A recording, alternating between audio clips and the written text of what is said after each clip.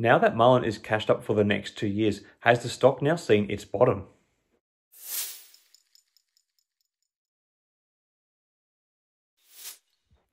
Hi again everyone, I hope you're all doing really well. So Mullen Automotive stock hit a new low point today during trade with a fall in the vicinity of 20% for the stock price. This all came on the news of the new strength of their cash position. However, below the surface of this announcement, there is something else at work. So today Mullen has disclosed that its $235 million cash position should be able to support operating capital for approximately 2 years. This comes a week after the company issued a letter that they would not undertake any further equity raising other than what took place today. So clearly, Mullen's $100 million in funding didn't materialise from thin air. To receive this sum, Mullen has agreed to issue hundreds of millions of shares and shares issue upon the conversion of warrants. For example, Mullen agreed to issue 165.35 million shares, warrants exercisable for 684 million shares, and pre-funded warrants exercisable for 457 million shares upon the buyer option exercise relating to an existing share purchase agreement. The issuance of stocks, warrants, and pre-funded warrants replaced Mullen's obligation to issue 622.7 million shares of Series D preferred stock. So following the delivery of these shares and warrants, it appears that buyers would like to unload their position on the market, as evidenced by a $2.33 billion share resale filing submitted on Monday.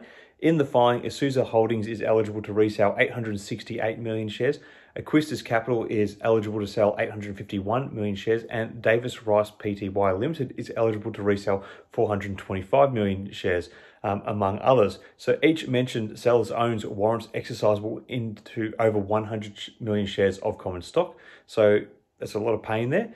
There are several reasons why this announcement and events I've just described might be contributing to the stock reaching its lowest point today. So first and foremost, the further dilution of shares. The issuance of a significant number of shares, warrants, and pre-funded warrants dilutes the existing shareholder ownership in the company.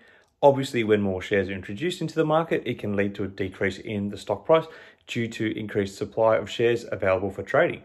Furthermore, there is the potential selling pressure. The resale filing by buyers who receive shares and warrants indicates their intention to sell their position. The large number of shares eligible for resale, coupled with the warrants exercisable into millions of shares, may create selling pressure in the market. When there is an influx of selling orders, it can push the stock price down. Adding to that, there has not been a strong appetite lately to buy and hold MULN stock, and it looks like that's going to be further pushed down the line. And then finally, if we are just analysing on the micro scale what's going on for MULN Automotive and these announcements, there is the market perception of the business. Despite the positive announcement of additional funding and a strong financial position, shareholders' reaction to the news may reflect concerns or doubts about the company's future prospects. The drop in stock price could indicate a lack of confidence in the company's ability to deliver on its promises or uncertainty about the impact of share dilution. This is no secret. Many are feeling this way about MULN Automotive and the role figures such as David Michery and Lawrence Hodge have played in further fanning these doubts in recent times, which seems unmistakable. I do feel that the company is operationally turning a corner now as they start to produce and deliver vehicles, but the pathway the company has taken to get there has been nothing short of brutal, and the stock still has a long way to come back from there. However, it's worth noting that stock prices can be influenced by multiple factors, obviously, and therefore predicting the exact lowest point a stock may reach is going to be challenging. While today's hopefully last round of dilution sucks, there is still the very real possibility of shareholders needing to navigate a reverse stock split, all of which will be front and center at the upcoming shareholder meeting in August. And as such, I do not believe we have seen the bottom for how far down we can go at the moment.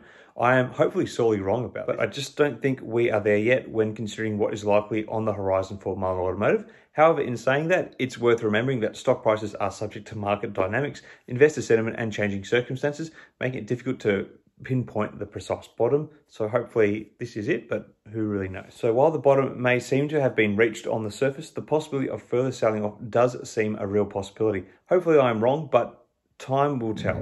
Anyway, what do you all think? Has MULN hit the bottom, or is there still more pain to come, even before any such reverse stock split is instituted? Share your thoughts in the comments below. Until next time, everyone, may the markets trade in your favour. Cheers.